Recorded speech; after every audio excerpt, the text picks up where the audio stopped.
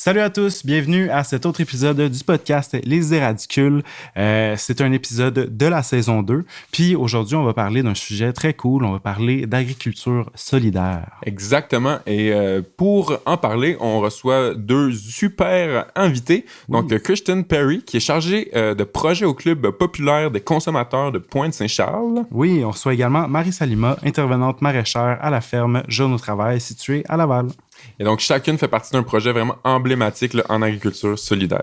Oui, puis tu sais, on était vraiment contents de les recevoir parce que c'est deux personnes qui sont ancrées dans leur communauté et vraiment dédiées à faire une différence.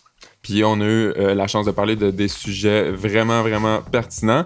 Donc des projets d'agriculture solidaire forts, là, mais vraiment dans le but de soutenir nos communautés locales. Ouais, fait que c'est un super bel épisode. C'est un peu un épisode bouillon de poulet là, pour l'âme. Là. Ça fait du bien à entendre, c'est cool, ils sont le fun. Fait qu'on espère que vous allez apprécier et que vous allez avoir une bonne écoute. Une bonne écoute!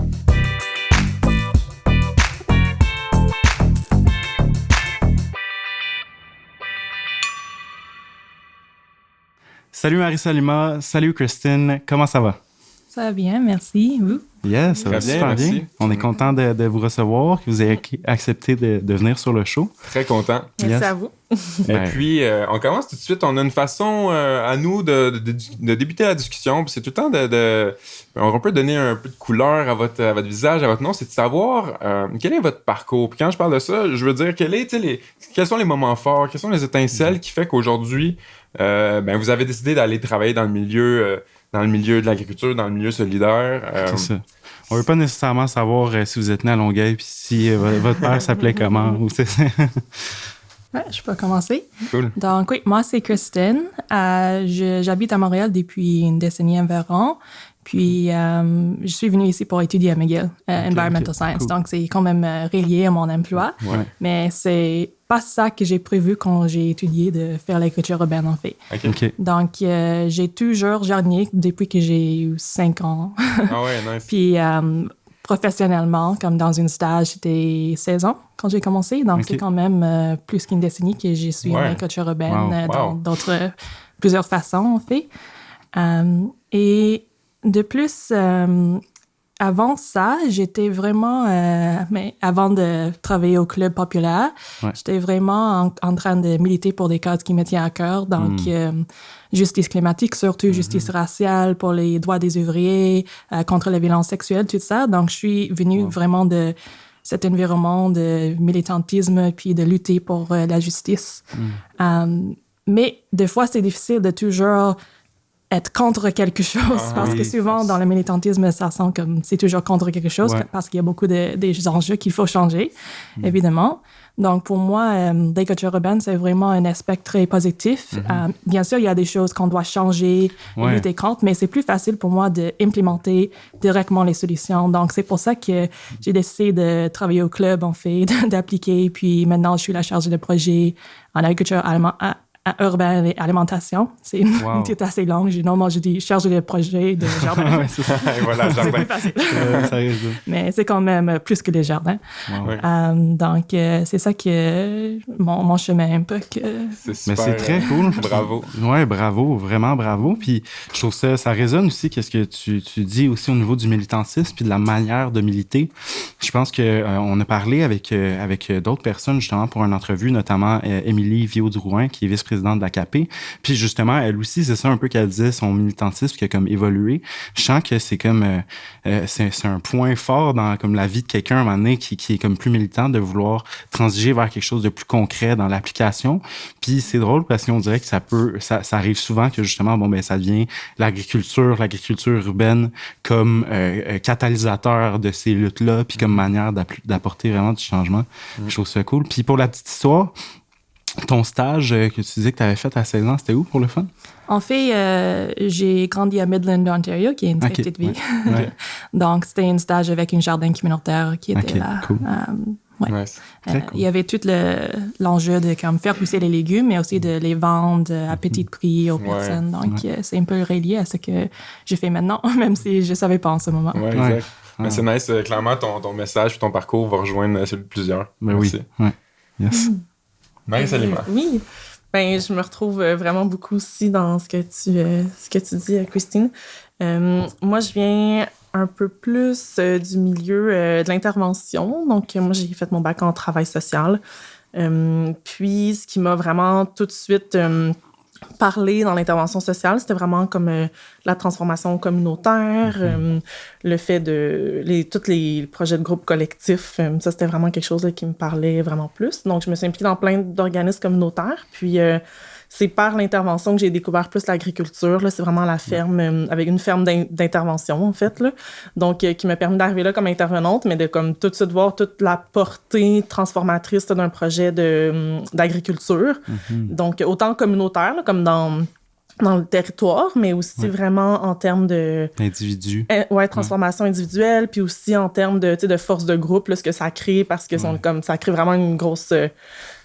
C'est éprouvant, mais ça crée aussi vraiment plein de fierté, là, puis vraiment une façon de se réaliser, puis de contribuer comme à quelque chose de plus grand, là, c'est-à-dire le système alimentaire, puis tout ça. Donc, c'est vraiment par là que j'ai fait ma transition, là, puis mon apprentissage, puis que j'ai vu mais comment ça connectait bien les deux ensemble, là, l'intervention puis l'agriculture. Oui, absolument. Tellement. C'est pas inspirant. Je pense que ça serait le fun. On va continuer avec toi, Marie-Salma. Tu étais sur une bonne lancée. Justement, là, tu nous parles un peu de cette ferme-là, où tu as commencé en faisant de l'intervention. Voudrais-tu nous parler de c'est quoi cette ferme-là en tant que telle, comment ça marche, puis surtout, c'est quoi la mission aussi, les valeurs qui sont derrière là, cet organisme-là? Ben oui, certainement. Donc, ça s'appelle la ferme Jeunes au travail. Ça, c'est situé à Laval. C'est avant tout un organisme communautaire qui vient en aide aux jeunes ados, jeunes adultes entre 16 et 25 ans. Fait que ça, c'est comme vraiment, mettons, la mission sociale. Ouais. Mais en plus de ça, c'est aussi une entreprise d'insertion. Là. Donc, on va accueillir des jeunes, puis on a plusieurs projets plus de type économique, disons. Là. Donc, l'agriculture... l'agriculture bio, manuelle. Donc, ça, c'est comme le projet principal, mais on a aussi un beau projet de transformation du bois de Laval, là, donc le bois atteint par l'agile. Donc, on le transforme. Puis, on fait des projets là, comme d'aménagement de parcs, là, par exemple. Puis aussi, un projet de transformation alimentaire. Donc, en partie là, avec les récoltes. Puis, donc, traiteurs... événementiel, là, donc ce genre de projet-là. Puis c'est ça, c'est vraiment un bel organisme. Puis je pense que c'est ça, c'est vraiment aussi un milieu de vie, un endroit où est-ce qu'on veut que les gens se sentent bien, puis qui se sentent comme accueillis là, pour développer toutes sortes de connaissances, puis apprendre à se connaître aussi beaucoup. Génial, merci beaucoup. C'est super inspirant, oui. C'est très cool. Kirsten, toi, t'es au Club populaire des consommateurs de Pointe-Saint-Charles. J'aime beaucoup, moi, qu'on parle de Pointe-Saint-Charles parce que j'ai l'impression qu'en ce moment, c'est une place où ça bouillonne beaucoup. Il y a des belles mobilisations qui se font, il y a des belles idées qui sortent de ce quartier-là. Peux-tu nous parler un peu plus exactement de la mission de pour qui tu travailles? Oui, mais je pense qu'à Pointe-Saint-Charles, il y a un secteur communautaire qui est très, très fort, qui est là depuis longtemps. Surtout, je sais que le réseau en santé, c'est très développé, puis il y a eu des racines à Pointe-Saint-Charles, par exemple. Et le club a existé depuis environ 50 années maintenant, donc on est là depuis longtemps. Puis ça a évolué avec les besoins de la population. Donc, on a commencé avec un groupe d'acheteurs qui est maintenant devenu l'épicerie solidaire. Il y avait un peu d'agriculture urbaine maintenant. Maintenant, on a 5 jardins collectifs, puis la serre dans la fermette, puis on va y revenir, agrandir ce projet éventuellement. Donc, pour le Club populaire, le but principal, c'est vraiment la sécurité alimentaire. Donc, on parle de pouvoir assurer que tout le monde a assez de manger, de bien manger, puis que c'est la nourriture culturelle aux besoins, parce que des fois, ça, c'est aussi une partie de sécurité alimentaire, c'est de pouvoir manger ce qui sent bien, en fait. Ouais, c'est ça, puis à travers lequel on peut se reconnaître aussi. Tu sais, des fois, j'imagine qu'un truc en particulier peut te rappeler des souvenirs de ta jeunesse, de ta famille. C'est ça, oui.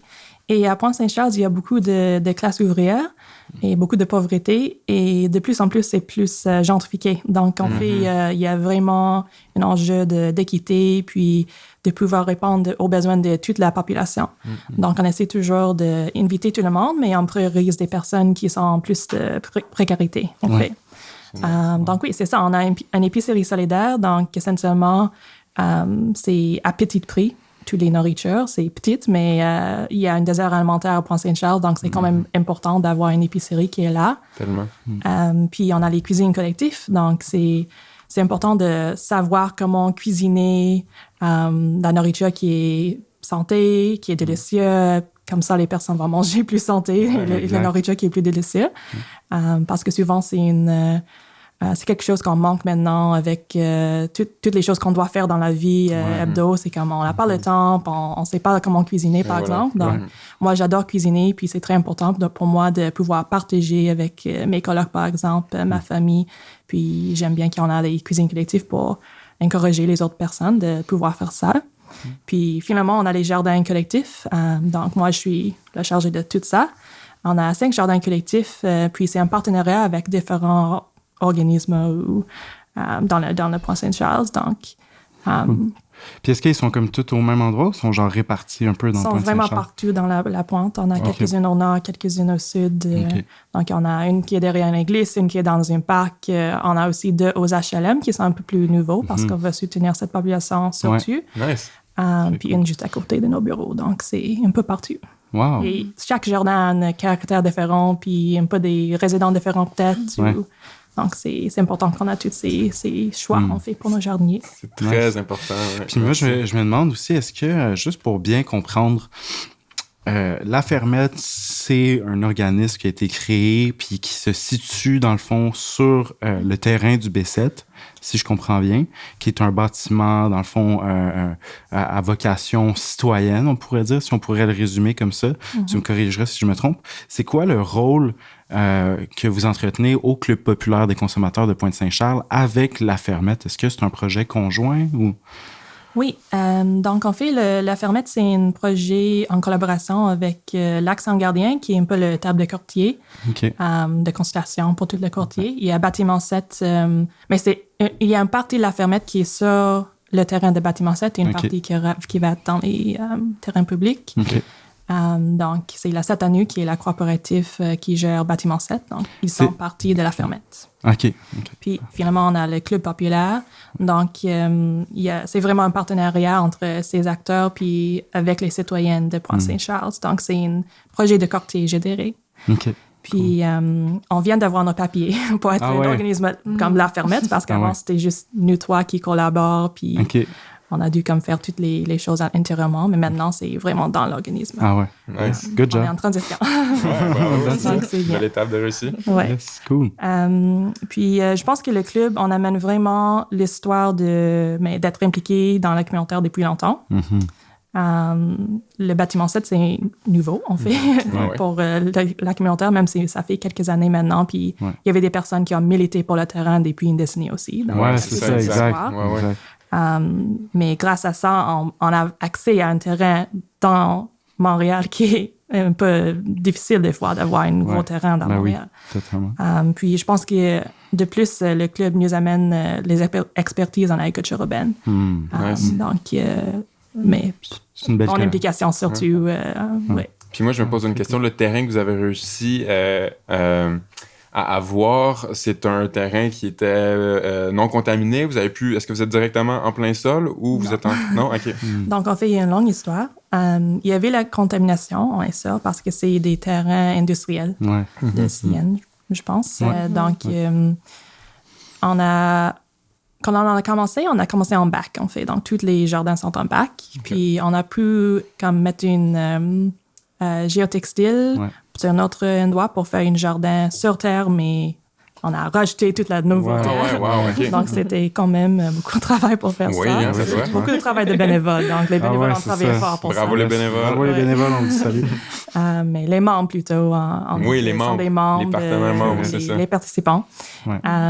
Puis maintenant, ils sont en train de décontaminer tout le terrain autour de B7. Donc, c'est un gros travail. Je ne sais pas pourquoi ils font en hiver, parce que c'est très gelé, mais ils sont en train de faire ça en mi-janvier. Donc, ça va être fini vers février, j'espère. Ça veut dire que ça va être plus facile. On parle de crainte de contamination, puis on va pouvoir faire pousser des légumes sans crainte de contamination. Puis là, je pousse un peu encore dans mes questions, puis ça se peut que tu puisses pas me répondre, mais est-ce que tu sais de quelle façon ils font de la décontamination? Ils enlèvent le topsoil pour le remplacer? Ou... Oui, je pense qu'ils enlèvent 2 mètres de sol, puis ils vont mettre une membrane pour éviter qu'il y ait une contamination. Puis ils vont rajouter un autre niveau de terre. Fait qu'on comprend, là, tu sais, décontaminer des sols, c'est tout un travail, tu sais. C'est des gros travaux, fait que quand on peut ne pas les contaminer. C'est ça, oui. Mais je pense que c'est important dans la ville, surtout, de penser de la contamination, de faire des tests au besoin. Et si jamais il y a une crainte, comme il y a quelques légumes que vous pouvez sélectionner qui sont vont moins être contaminés. Mais surtout, juste jarnis en pot si vous avez une crainte. C'est toujours plus sécure. Et voilà. Cool. Moi, je me retourne vers toi, Marie-Salima. J'aimerais ça savoir, de manière un peu plus aussi ludique, comment ça s'est déroulé quand tu es arrivée à la ferme Jeunes au travail en premier comme intervenante. Comment ça se passait avec les participants, justement? C'était quoi un peu la dynamique? À quoi ça ressemblait? Est-ce que vous faisiez de l'intervention en 2 rangs de betteraves? C'était quoi le... C'est une bonne question. Oui. Nice. La question la plus simple, c'est oui. C'est ça qui était trippant, en fait, d'être intervenante dans un milieu comme ça. C'est que vraiment, une bonne partie de notre temps, on allait le passer dans les champs, là, à faire de l'agriculture, à se faire l'idée dans les champs par les maraîchères, avec la gang de jeunes. Puis on travaillait, comme tout simplement avec tout le monde. Puis ça donnait vraiment place à des belles discussions de groupe, mais aussi plus individuelles, face à face à désherber. Puis, c'est vraiment un beau levier. Puis, c'était vraiment plus agréable pour moi de faire l'intervention dans ce contexte-là. Puis, il y avait aussi un volet plus psychosocial, je dirais, typique, là. C'est-à-dire, tu sais, comme vraiment plus un suivi avec les jeunes. Mais c'était vraiment selon leurs envies, besoins aussi. Donc ça, c'était le fun d'être dans un cadre vraiment très volontaire là, pour l'intervention. Ça se déclinait de façon différente, là, vraiment, selon toutes les personnes qui étaient à la ferme. Donc ça, c'était le fun d'avoir cette liberté-là. Pour certaines, c'était mieux d'aller comme travailler dans les champs. Pour d'autres, c'était plus dans un contexte formel de bureau ou d'intervention de groupe, là, parce qu'on faisait aussi beaucoup d'ateliers, autant sur des sujets psychosociaux, mais comme aussi sur des... connaissances de soi. Connaissances de soi, mais aussi comme sur l'environnement, l'écologie, le militantisme, participer à des actions citoyennes à Laval, à Montréal. Donc, tu sais, comme vraiment... c'était comme c'est vraiment un beau terrain là, pour faire l'intervention.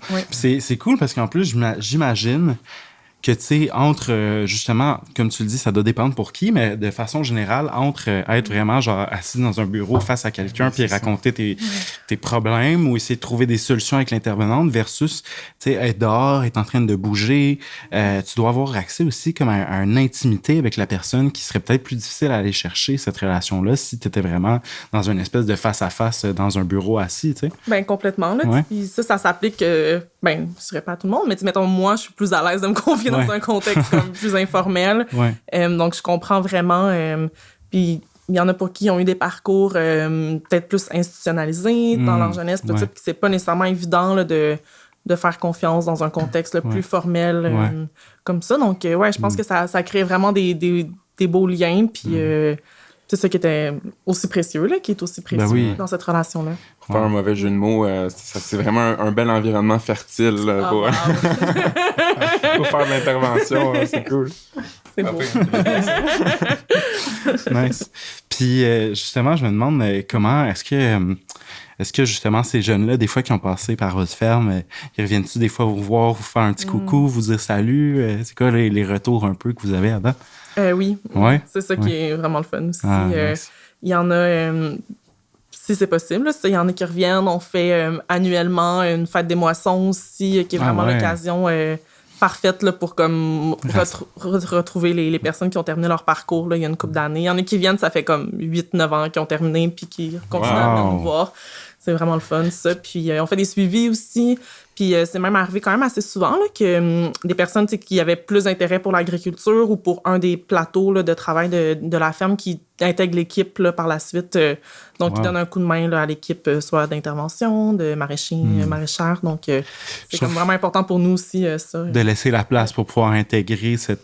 Mais tu vois, je pense que ça, c'est la marque d'un bon organisme, tu sais, de non seulement avoir des jeunes qui passent par là, qui ont envie de revenir, fêter avec vous, de vous rappeler de temps en temps, mais même aussi de vouloir s'intégrer à votre équipe. Ça veut dire que, comme Mike dit, c'est un terreau fertile. Il y a quelque chose de bien qui se passe là.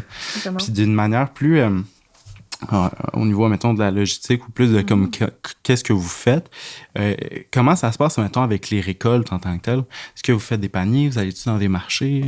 Oui, complètement. Okay. Donc, je dirais que depuis 3 ans, il y a comme 2 volets principaux de distribution. Donc, on fait la distribution plus classique ferme, là, dans le sens qu'on fait des paniers, des abonnements ASC très classique. Là.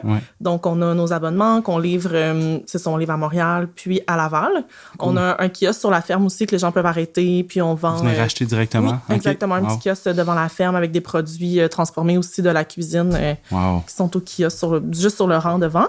Cool. Puis, c'est ça, ça va être la 3e année là, cette année, mais on a un projet en partenariat avec plein d'organismes de la ville de Laval qui s'appelle les Jardins solidaires.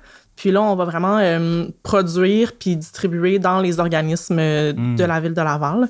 Donc, autant des fois des maisons de jeunes, des popotes roulantes, des fois des plus gros distributeurs qui, eux, vont atteindre une certaine population. Là. Cool. Dans les bacs alimentaires aussi beaucoup. Donc, il y a comme une bonne partie de notre récolte aussi qui est distribuée à ces organismes-là. Puis ça fait encore plus de sens pour nous d'être un petit peu le pivot là, entre justement la production puis les autres organismes communautaires, vraiment. Ah, très cool. Mais ça veut dire que là, puis petite précision peut-être pour les éditeurs, là, on a parlé des paniers en ASC, donc en agriculture soutenue par la communauté. C'est la forme de panier là, direct là, quand on s'abonne avec une ferme puis qu'on soit des paniers. Puis sinon, ça veut dire que les gens, mettons, qui voudraient aussi s'abonner à vos paniers pourraient le faire via le réseau des fermiers de famille, par exemple? OK, oui, cool. Exactement. Merveilleux, nice. Allez vous abonner. Good. Ben, juste une petite question par rapport à ça, ça me fait penser. Est-ce que les abonnés le savent que ça vient de votre ferme puis qu'il y a une mission solidaire et tout ça avec? Ouais. Oui. C'est comme un plus-value, là. Ben oui, c'est ça, totalement. On le met quand même de l'avant, puis puisque les jeunes sont vraiment impliqués à tous les niveaux de production, ça va arriver qu'ils vont aller faire des livraisons de légumes, des points de chute, donc être directement là, en contact avec tout le monde, travailler au kiosque, entre autres, aller faire des événements de traiteurs. Donc, ils sont comme... D'habitude, les gens... puis c'est quand même quelque chose qu'ils soutiennent, puis c'est vraiment apprécié. Là, ben oui, c'est apprécié, j'imagine. Moi, je veux dire, quand j'arrive au point de chute, puis que je commence à aller donner mes légumes que j'ai durement récoltés, puis que le monde sont là avec des étoiles dans les yeux, c'est tellement satisfaisant. Là, c'est la partie bonbon là, du métier. Là, ben oui, exactement. Puis c'est le fun aussi de voir c'est qui en profite de ces légumes-là, ou ça s'en va dans le système alimentaire. Ouais, donc, vraiment. Super important. Ouais. Nice. Moi, j'aimerais ça aller vers toi, Christine, puis revenir là... C'est une question que je me pose souvent quand je vois des organismes qui ont des belles missions. Je me demande à quel point vous vous êtes supporté en ce moment, que ça soit vraiment au niveau personnel ou les participants qui viennent vous aider, que même au niveau, comment ça se passe au niveau de la ville de Montréal, au niveau des subventions. Est-ce que vous êtes supporté comme il faut en ce moment? Oui, donc c'est Centraide qui donne la plupart de notre argent à la mission pour le Club populaire, mais pour le Fermette, c'est tout nouveau. Donc, je trouve que souvent, il y a beaucoup plus de subventions pour les nouveaux projets que pour ceux qui existent qui veulent durer, qui est un peu difficile. Puis, il y a souvent beaucoup plus de soutien financier pour... l'infrastructure et le démarrage d'un projet que les ressources humaines. Ouais. Mais moi, au jardin, comme les jardins actuels, ça coûte pas beaucoup pour faire rouler les jardins juste en termes de matériaux, mais c'est vraiment l'animation qui est important, le soutien aux participants, tout ça. Et on voit vraiment la différence parce qu'à Bâtiment 7, présentement, il y a un cercle de jardins qui sont très autogérés, puis ils font ce qu'ils peuvent, mais ils ont besoin de soutien, puis il manque ça. Puis au club, moi, je soutiens, j'ai aussi des animateurs, une qui est pour toute l'année, puis une qui est plus saisonnière, normalement. Puis ce soutien est vraiment important. Donc, je pense que c'est vraiment les employés qui peuvent soutenir les citoyennes. Mais bien sûr, on veut vraiment que les citoyennes sont le pouvoir. Donc, dans les jardins, c'est vraiment eux qui vont partager la prise de décision, le travail et les récoltes, toujours. Donc, c'est vraiment collectif. Comme moi, je fais pas les décisions pour les jardins, mais quelques-unes qui sont moins importantes, mais pour la mission, pour ce qu'on va pousser, c'est toujours eux qui vont décider. Puis moi, je viens en soutien à eux. C'est vraiment génial. Donc, c'est important de voir ça, je pense. Oui, exactement. Un modèle de gestion qui est beaucoup plus horizontal, où tout le monde a la chance de prendre des décisions, c'est vraiment oui, c'est primordial pour notre mission aussi. Parce que, oui, dans la communautaire, on ne veut pas créer comme deux classes des personnes. En fait, on veut que tout le monde soit solidaire. On parle aussi aujourd'hui d'agriculture solidaire. Donc, pour moi, la solidarité, c'est vraiment de pouvoir comme donner, offrir des choses selon nos capacités, puis pouvoir recevoir selon nos besoins. Puis ça va être toujours différent pour d'autres personnes parce que à Pointe-Saint-Charles, par exemple, on parle des personnes avec des moyennes très différentes, des expériences très différentes, mais tout le monde est invité de participer. Donc, c'est important qu'on est explicite en disant que on veut que tout le monde peut avoir des bénéfices, mais ça peut être que c'est distribué différemment c'est ça. Avec nos participants. Ah, wow. C'est vraiment super. Puis ce que j'entends aussi, c'est donc que perdurer dans le temps, c'est être périn, avoir... C'est quand même un défi en soi. C'est le fun de démarrer, c'est du beau sport, mais après ça, comment qu'on fait pour se projeter justement dans 3, 5, 10 ans? Oui. Mais je pense qu'il y a peu des fermiers qui commencent à faire pousser des légumes pour gagner de l'argent. Parce que c'est mais au moins, à petite échelle, ça peut être... Mais pouvait avoir une belle vie, mais aussi, ça peut être très difficile. Mais pour moi, c'est très important qu'on paye des employés, des bons salaires. Puis dans la communautaire, c'est pas souvent le cas. Dans l'agriculture urbaine en général, sans l'urbaine, c'est pas souvent qu'on a des bons salaires. Donc, pour moi, ça, c'est primordial. Puis, si on est toujours... on doit dépendre avec des subventions, en fait. C'est pas toujours possible de faire ça s'ils vont pas bonifier le soutien pour ces travailleuses qui sont très importants, comme moi, comme mes collègues dans les jardins, mais aussi dans les organismes communautaires en général. Donc, oui, je trouve que la pérennité, c'est important qu'on a le financement à la mission qu'on peut consacrer comme c'est pertinent pour l'organisme, pour les besoins de la communauté, en fait. Puis, selon toi, comment... des fois, mettons, j'en jasais quand même avec certaines personnes du milieu. Je travaille pour un organisme aussi, puis on dirait que c'est que des fois aussi, je sais pas, tu me dirais qu'est-ce que tu en penses. C'est comme si les subventions qui étaient mises sur pied correspondaient pas nécessairement vraiment aux besoins qui sont là, puis c'était comme tu dis, on va démarrer plus de projets, puis ça va être cool, puis ça fait des belles stats dans un sens, mais à quoi ça sert si ces projets-là, justement, après 2 ans, ils sont plus capables de rouler comme ils le faisaient, puis d'avoir la portée? Est-ce que tu penses que c'est peut-être parce que, justement, il y a moins cette connexion-là avec le terrain? Oui, mais je pense que c'est souvent des citoyennes qui vont savoir leurs besoins, donc il faut toujours aller avec eux, premièrement. Puis même moi, je suis une citoyenne de Montréal, mais j'habite pas à Pointe-Saint-Charles. Je suis très impliquée dans la communauté là, parce que je travaille là, je connais les personnes, comme il y a toutes ces connexions. Mais pour moi, c'est très important qu'on privilège les besoins de nos participants en premier.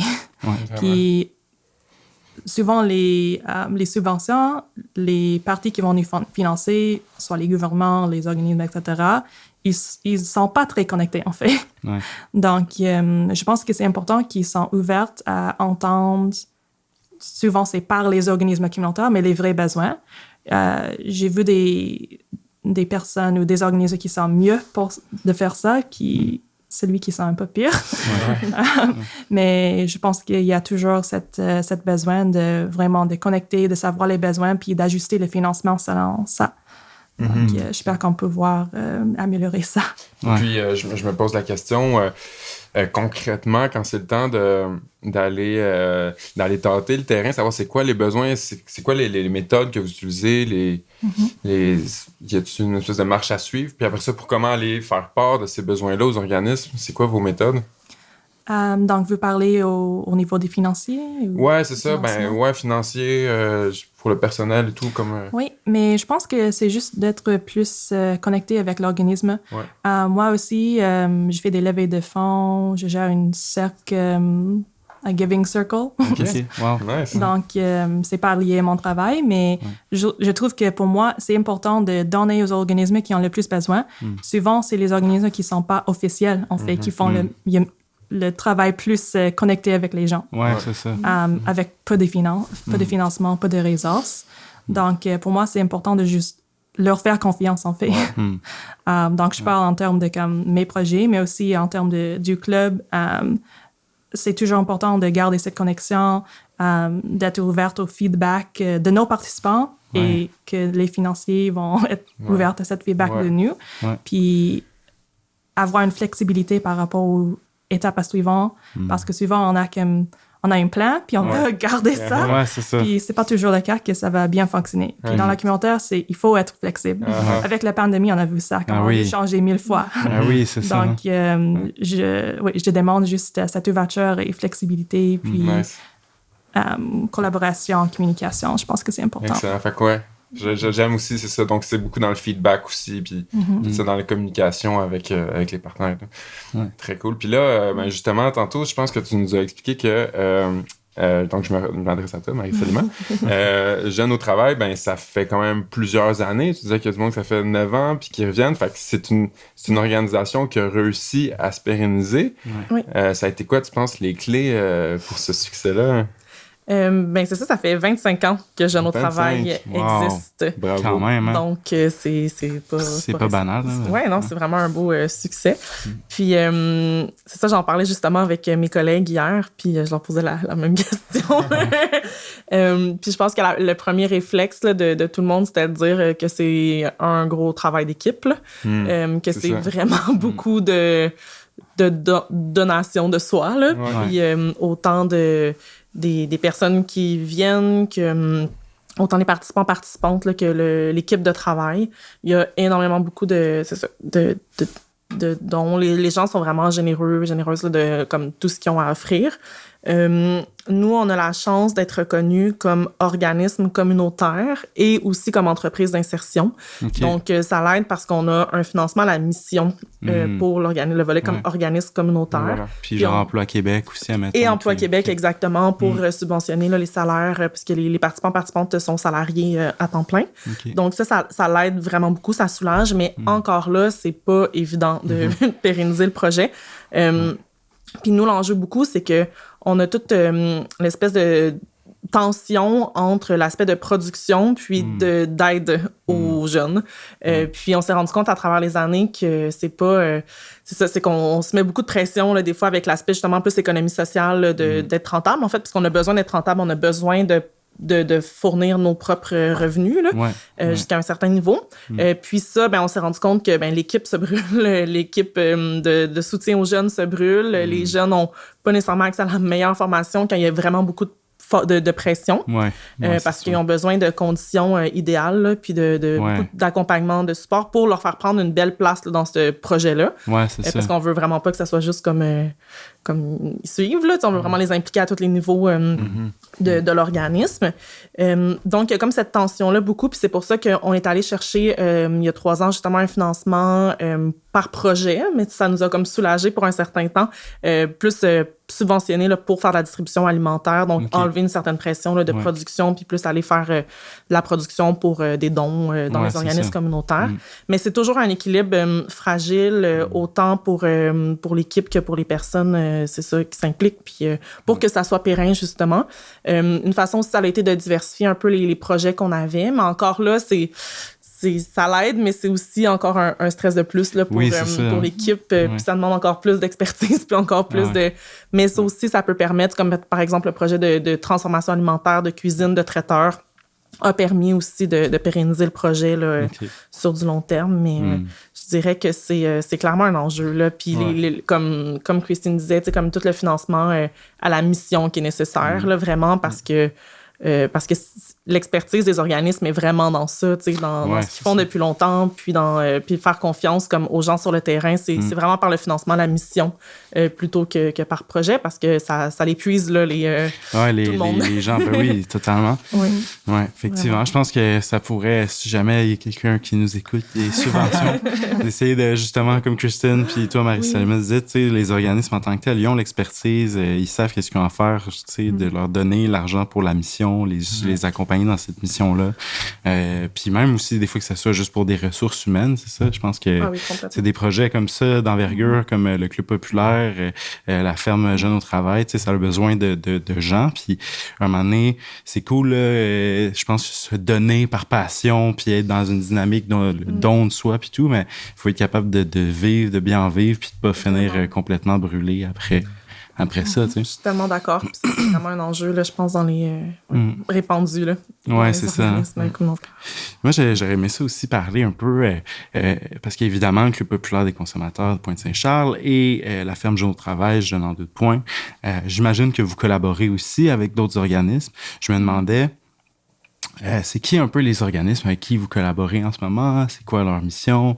Grosso modo, admettons, les principaux avec qui vous travaillez puis que vous entretenez une relation là, avec eux.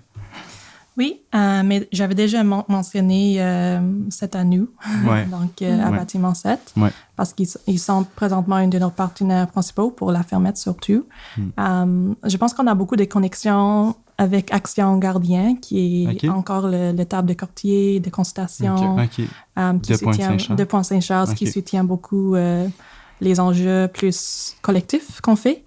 Donc, je pense que c'est important qu'on a cette ressource et cette façon de connecter avec d'autres organismes. Par exemple, il y a un comité en sécurité alimentaire. Donc, il y a plusieurs groupes dans le quartier qui sont impliqués dans cet enjeu, puis on veut qu'on se parle.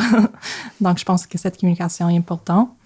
Mais dans le jardin récemment et avec la fermette, bien sûr, il y a toute la communauté qui collabore, comme toutes les citoyennes qui collaborent, qui sont invitées de participer.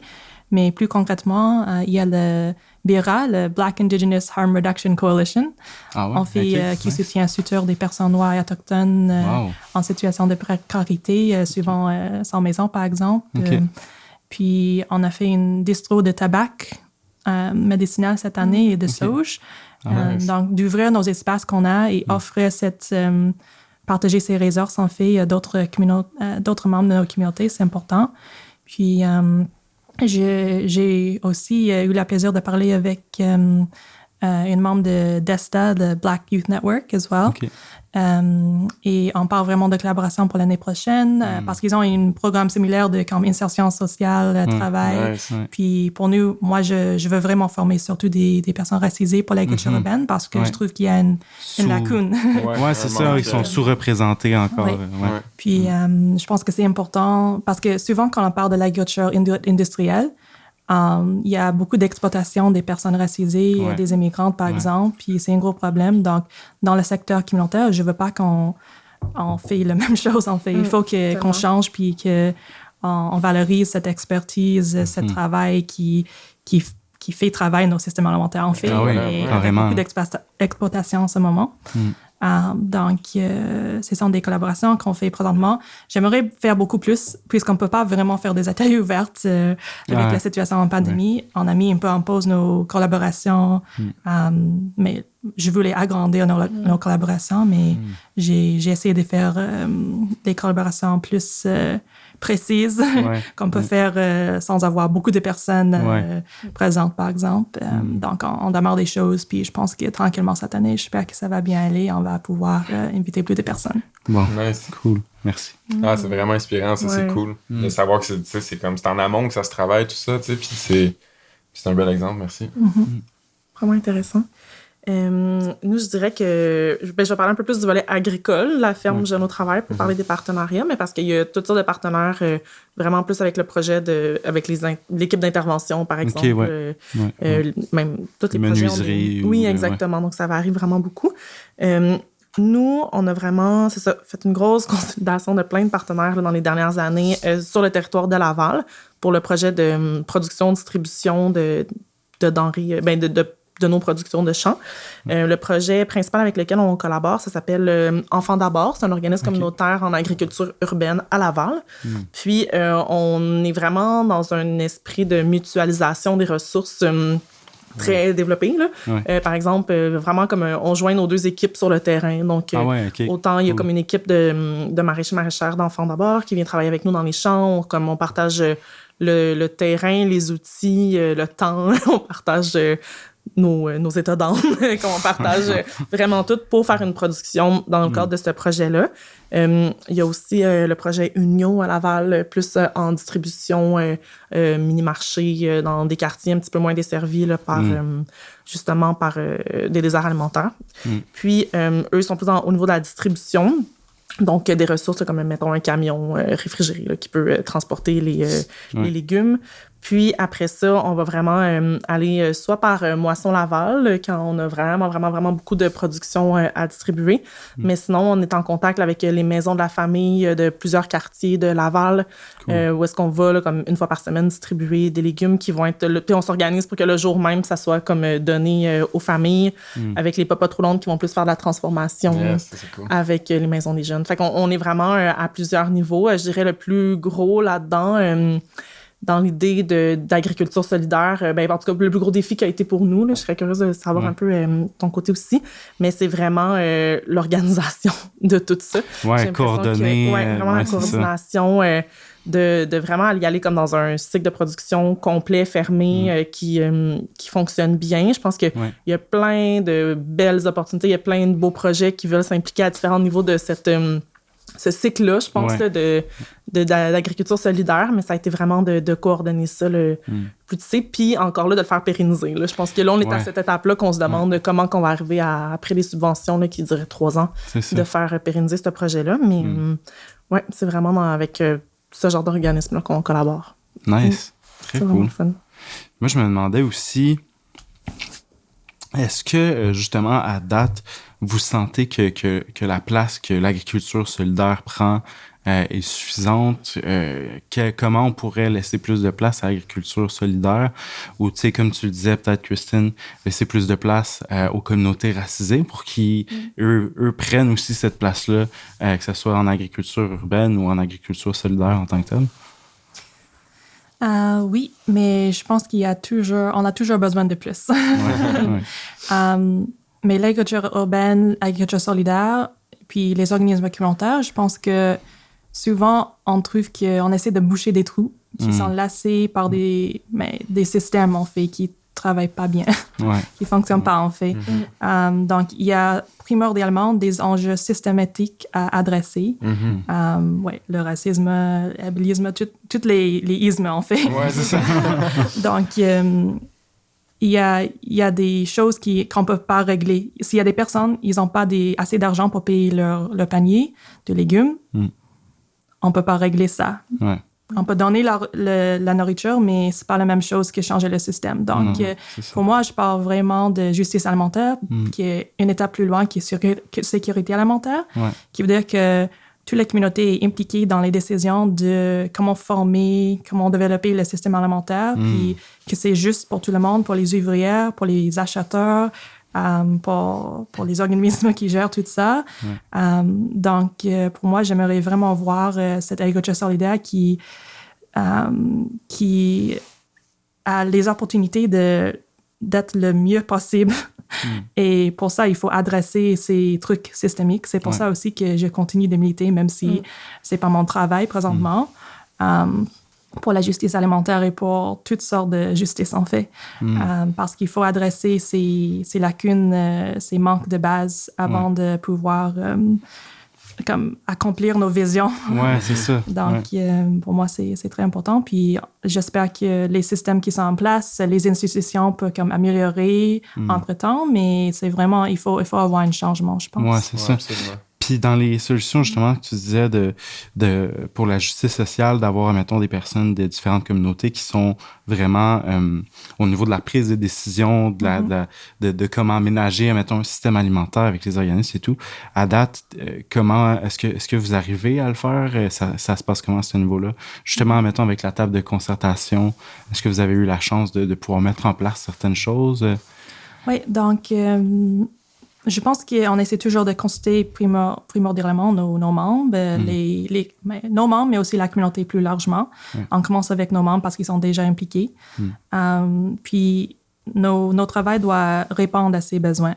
Donc, on doit penser vraiment des sources de revenus différents, des expériences différentes, puis inviter toutes ces personnes à donner son avis, partager ses besoins, puis répondre à ça, puis essayer d'avoir le financement pour répondre à ça suffisamment. Mais oui, je pense qu'il y a tout cet enjeu de consultation, de travailler avec des personnes, puis de les laisser comme prendre le lead, en fait.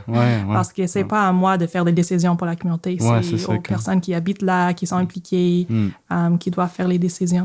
C'est de les accompagner, mais vraiment de leur laisser tout le spotlight. Là, Moi, je suis à le service, en fait, dans cette relation. Je pense que c'est une belle vision, c'est ça, d'être à l'écoute puis de laisser la place aussi quand vient le temps de justement prendre des décisions. Et je pense que souvent, ils parlent des barrières, puis il faut vraiment démanteler ces barrières. Parce que quand on parle des personnes en situation de précarité, peut-être des personnes racisées, peut-être des personnes qui ne gagnent pas d'argent, il y a toutes sortes de différentes raisons pour qu'ils sont en précarité. Il faut comme démanteler ces barrières. Peut-être s'il y a des mères, il faut comme avoir les garderies qui est là, qui est possible. C'est difficile parce qu'on manque des ressources, mais je pense qu'il faut comme écouter ses besoins puis répondre pour enlever ces barrières pour qu'ils puissent participer s'ils veulent. Parce que maintenant, s'ils ne peuvent pas venir, qu'est-ce qu'on peut faire? C'est difficile, ça, exact. Mais en même temps, c'est difficile, mais d'un autre côté, en faisant ce step-là, on va s'assurer d'avoir des solutions qui sont réellement adaptées à la situation puis qui correspondent à des réels besoins, justement. C'est ça. Mais bravo, c'est super inspirant. C'est cool. Vraiment. Puis toi, Marie-Salima, qu'est-ce que t'en pensais? Ben moi, je trouve ça vraiment intéressant. C'est ça, tu sais, l'agriculture solidaire, oui, ça, c'est jamais assez, ça doit se développer, mais je pense pas qu'il faut que ça se développe complètement à part de comme notre système alimentaire, là, justement. Parce que, ben, tu sais, en santé, on le voit beaucoup, là, tu sais, comme le réseau communautaire qui pallie à énormément de manques en termes de justice, là, des inégalités sociales, mais je pense que, comme pour l'agriculture, comme en santé, je pense qu'il faut vraiment que ça soit pas deux choses séparées qui se font chacune de leur côté.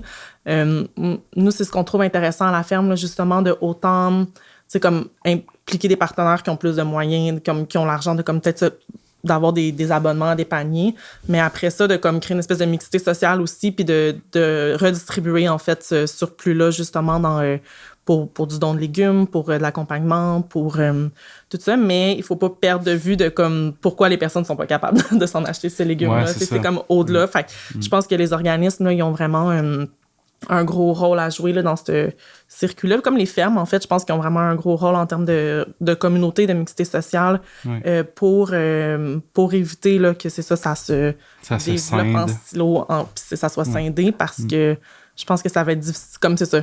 Il y a vraiment une attaque au système alimentaire à faire là, au-delà de ça. Cool, merci. Puis là, ça me fait quand même me demander, parce que je vois qu'il y a vraiment plusieurs façons de s'impliquer, mais puis de chaque région, ça s'adresse de façon un peu différente, mais mettons, tu sais, pour le monde qui nous écoute, qui sont dans leur quartier, dans leur région, c'est quoi les premiers pas qu'on peut faire si on a envie, là, en vous écoutant, de se mettre d'aller s'engager, donner du temps? C'est quoi les premiers pas qu'on peut faire? Comment on fait pour les trouver, nos organismes? Avez-vous une idée? Je pense qu'il y a plusieurs organismes communautaires qui sont présents dans tous les quartiers. Donc, c'est toujours utile de parler avec les personnes qui font déjà ce travail parce que souvent, des personnes veulent juste lancer de nouveaux projets, puis ça peut être intéressant, mais c'est aussi intéressant de continuer le travail qui est déjà fait. C'est ça. Donc, j'encourage ça. S'il y a déjà des organismes, s'il n'y a pas, trouver des personnes qui partagent cet intérêt. Partager, comme penser de vos ressources, qu'est-ce que vous pouvez offrir, quels sont vos besoins encore, qu'est-ce qu'il faut chercher, qu'est-ce que d'autres personnes dans la communauté peuvent offrir, par exemple, puis mutualiser ces ressources pour pouvoir lancer des projets. Je pense que c'est important de pouvoir partager le travail pour que ça ne tombe pas sur une personne, par exemple. Donc, créer une bonne équipe, c'est une première étape pour moi. Puis, si c'est avec la communauté déjà, c'est très bien. Si ce n'est pas, mais je pense que c'est avec la communauté. Il faut parler avec la communauté. Oui, c'est ça. Donc, ça se fait main dans la main. Là, ouais. Ouais, puis je trouve ça intéressant encore quand même qu'est-ce que tu dis de genre, tu sais, de prioriser malgré tout, de s'impliquer dans quelque chose qui existe déjà, qui a déjà un impact, qui est déjà implanté dans la communauté, puis ça peut avoir d'autant plus d'impact, là, ouais. Cool. Ouais, vraiment, d'aller rejoindre des groupes. Nous, on a eu j'en ai oublié d'en parler tantôt dans les ressources avec lesquelles on collabore, mais il y a justement un projet de glanage à Montréal qui nous avait approché l'année passée. Puis ça, c'était vraiment intéressant parce que c'était vraiment comme un bel échange. Tu sais, les gens, ils venaient s'impliquer parce qu'ils voulaient avoir accès à des légumes, autant pour leurs besoins personnels que pour l'organisme, là, la place commune, la coop. Mais aussi, ils venaient donner un coup de main aux maraîchers dans les champs en venant récolter les surplus. Donc, ça, c'était vraiment intéressant. Fait que oui, je dirais de vraiment aller soit contacter les fermiers et les fermières qui peuvent déjà avoir leur réseau d'organisation, là, de leur aide dans les champs, les organismes communautaires, les tables de concertation de quartier, il y a vraiment comme en agriculture urbaine, les écoquartiers, il y a vraiment plein de beaux réseaux là, déjà en place pour contribuer. Cool. Là, je sens juste le besoin quand même de... que c'est quoi le glanage? C'est quoi glaner? Ben, je suis pas l'experte, là, mais je pense que comment moi je l'ai vécu là, comme maraîchère, c'est vraiment... en fait, on manque de temps là, dans les champs. Des fois, on manque de temps pour tout récolter. Puis, il y a justement des groupes qui sont intéressés à récupérer les légumes dans les champs qui sont même pas récoltés. Fait que là, qui mobilisent des personnes, qui viennent organiser des journées, là, puis qui viennent vider les champs. En fait, c'est vraiment l'idée de passer après les récoltes qu'on a besoin là, pour venir vider les champs, pour éviter le gaspillage sur la ferme. Puis après ça, de l'utiliser pour la transformation alimentaire. Là, dans ce cas-là, c'est un projet de quartier, un projet de café de quartier, mais aussi pour leur propre transformation alimentaire. Donc, c'est vraiment l'idée de venir dans les champs, un peu comme l'idée peut-être du dumpster diving, mais comme agricole. Avec des bons produits. Avec des bons produits frais, c'est ça, ouais, c'est ça. Fait que c'est encore plus pertinent, puis c'est vraiment je pense que c'est assez... répandu, là, aussi, l'idée qu'en agriculture, des fois, on manque de temps, tout simplement. Puis c'est crève-cœur d'abandonner une récolte complètement. Mais là, ça vient vraiment faire du sens là, de, justement, éviter le gaspillage dans les champs. De produits de qualité. Oui, c'est ça. Le glanage, c'est très cool. Merci. Petit truc à rajouter. Vous me corrigerez là, si jamais vous êtes au courant. Je pense aussi que si on appelle au 211, c'est possible, dans le fond, de savoir quels organismes sont déjà présents dans votre quartier. Fait que vous appelez au 211.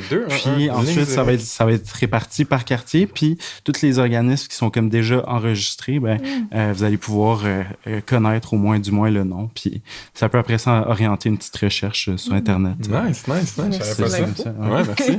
Yes.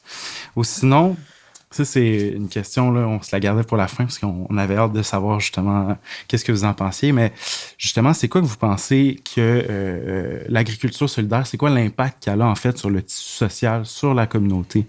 Ouais. Wow. Mais encore, je pense que la justice alimentaire et sociale.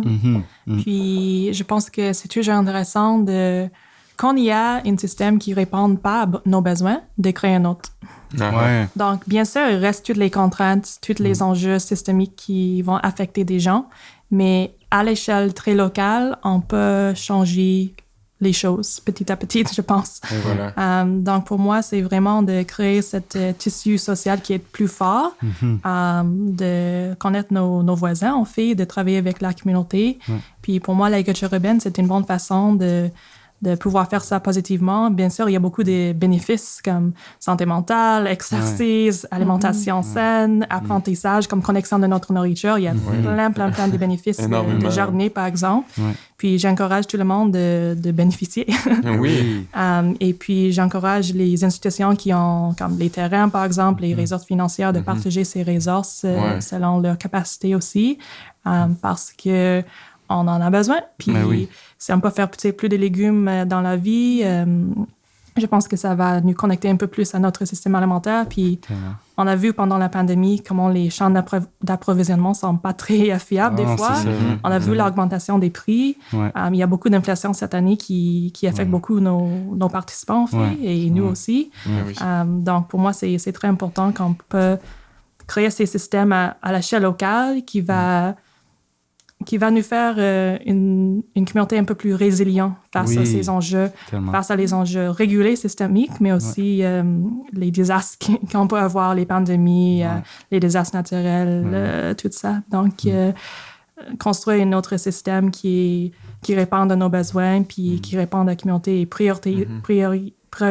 va prioriser les besoins de notre communauté, c'est important pour moi. Je le répète souvent dans différents podcasts, mais j'aime vraiment l'idée, tu sais, on voit beaucoup de problèmes, des problèmes globaux, tu sais, puis de réussir à répondre à l'échelle locale, je pense que c'est le meilleur moyen qu'on peut vraiment s'attaquer à ces problèmes-là, tu sais.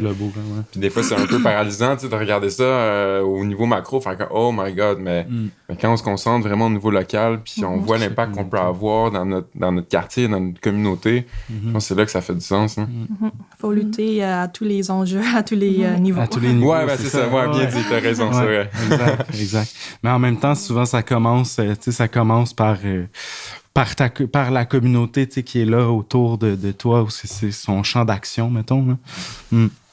Cool. Ça permet vraiment de voir très concrètement, je trouve, quel pouvoir tu peux prendre, tu sais, autant sur ta vie, ta santé, mais que sur celle de tes proches, de ta communauté, quel impact que tu peux aller chercher. Puis nous, c'est vraiment comme ça qu'on le voit là, au quotidien, la prise de conscience de qui je suis capable la fierté, d'être capable de se prendre confiance aussi en soi, d'être capable de cultiver sa production alimentaire. Mais aussi, après ça, comment l'amener à un autre niveau, d'être capable de prendre du pouvoir, justement, dans sa propre vie. Dans sa propre vie, dans celle des autres, mais aussi comme dans la communauté, quelle justice, c'est comme de prendre conscience des inégalités aussi, puis de voir comment que c'est possible aussi d'avoir un impact là-dessus. Donc, je trouve que l'agriculture, c'est que c'est vraiment un moyen très concret de voir comment notre impact peut être au-delà de nous, comment contribuer.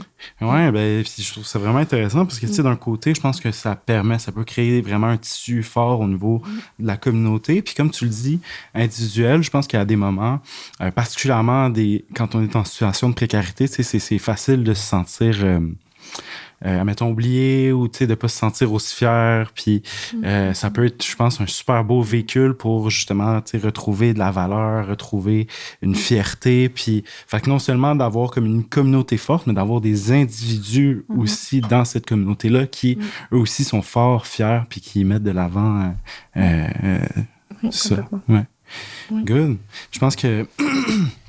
On est rendu à la question de clôture. Nous, on aime ça finir un peu nos entrevues de la même manière, Mike et moi. Tiens, tu veux-tu y aller?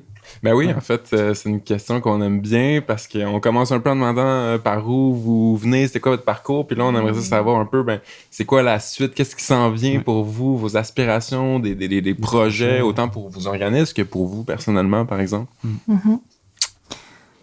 Pour la fermette, je pense que on continue de travailler sur tout le projet parce que c'est vraiment un projet avec plusieurs aspects. On essaie d'avoir un système alimentaire un peu fermé dans la communauté. Donc, on parle de production, on va produire des semis, on va produire des légumes, on va transformer la nourriture. Donc, on est en train de construire une cuisine MAPAC éventuellement. Donc, pour pouvoir transférer les légumes que nous, on fait pousser, mais aussi les légumes comme grade B, d'ailleurs. La carotte qui est un peu croche, là. Tu sais, on ne peut pas vraiment mettre dans une boîte. Ouais, c'est ça. Puis aussi de penser de gérer nos déchets et tout ça. Donc, je pense que c'est tout important avec la distribution, de pouvoir partager les légumes avec la communauté. Ça peut être payé, ça peut être donné aussi. Donc, juste de penser vraiment de comment on va gérer le tiers du NAC qu'on va recevoir par mois avec la vie. On travaille avec eux pour ça, qui va nous permettre de faire une production à plus grande échelle puis plus productif que nécessairement dans les jardins communautaires et collectifs qui sont aussi une partie importante de la fermette de l'éducation populaire. Donc, je pense que c'est nos prochaines étapes pour la fermette. Puis pour moi... je pense que c'est juste très important pour moi de pouvoir faire pousser les légumes, partager les légumes avec les personnes, puis de pouvoir créer des espaces sécuritaires pour des personnes plus marginalisées dans le secteur agriculture. Mais dans le secteur agriculture et généralement, je pense que c'est important. Puis de partager nos connaissances, d'apprendre entre nous, puis juste d'avoir des espaces comme ça qui sont plus confortables puis accueillants, répondre à tous les besoins des différentes communautés. Donc, pour moi, ça, c'est ma mission un peu dans la vie, aussi dans ce travail, mais je vois ça beyond ce travail, dans l'avenir aussi. Donc, j'espère que je vais réussir avec la communauté. Nice. Merci, Christine. Merci. Pour la ferme Jeunes au travail, je pense que c'est de toujours continuer à pousser jusqu'où on peut aller s'impliquer dans la communauté puis faire un projet d'une ferme, un projet social. Donc ça, c'est un travail continu, vraiment. On a aussi beaucoup d'enjeux là, par rapport aux subventions, au recrutement aussi des participants, des participantes là, avec la pénurie de main-d'œuvre là, à travers le Québec. C'est pas nouveau. Donc, on est aussi dans un travail de réflexion là, de comment peut-être réaligner notre mission, de la façon dont on l'accomplit pour voir c'est ça, où est-ce qu'on se situe en ce moment. Je pense que c'est un travail de réflexion là, qui est important de faire après un bon moment dans l'organisme. Voir justement quelle communauté on peut aller chercher aussi qu'on ne rejoint pas assez pour l'instant. Puis ça, c'est vraiment un gros travail de réflexion. De continuer à faire une production de légumes accessibles, ça, je pense que c'est super primordial là, pour la ferme Jeunes au travail. Puis parce que ça fait vraiment du sens là, dans le contexte qu'on est. Donc ça, je pense que c'est les projets à venir. Moi, ça a été ma dernière saison là, que j'ai terminée à la ferme Jeunes au travail. Je suis comme en transition vers un autre organisme très semblable. Ça se nomme comment? Les Jardins de la Terre. Les Jardins de la Terre, Oui, justement, un autre organisme d'insertion sociale avec les jeunes aussi. Cool. Puis je pense qu'à travers tout ça, moi, ce qui m'intéresse puis qui me parle vraiment beaucoup, là, c'est de vraiment explorer comme tous les types d'organisations qui sont collectives à différents niveaux, là, soit dans la production, dans la redistribution, comment ils peuvent lutter à différents niveaux aussi contre les inégalités sociales, la justice alimentaire. Donc ça m'intéresse, ça m'allume vraiment beaucoup, puis de continuer à explorer les projets un peu partout qui se font au Québec, mais ailleurs aussi dans ce sens-là. Cool. Ben, en tout cas, on sait qu'on va avoir des belles personnes qui vont venir alimenter ces organismes-là, ça, c'est ça. Marie Salima, Christian, c'était un plaisir de vous recevoir. Merci énormément. Yes, merci. Merci beaucoup. Merci à vous. D'avoir pris le temps. Vous êtes super inspirante et charmante. Merci. Merci aussi à tous nos auditeurs d'avoir écouté cet bel épisode. On espère que vous avez apprécié autant que nous. Alors, on vous souhaite une très belle fin de journée. Salut! Merci. Merci d'avoir été des nôtres, guys.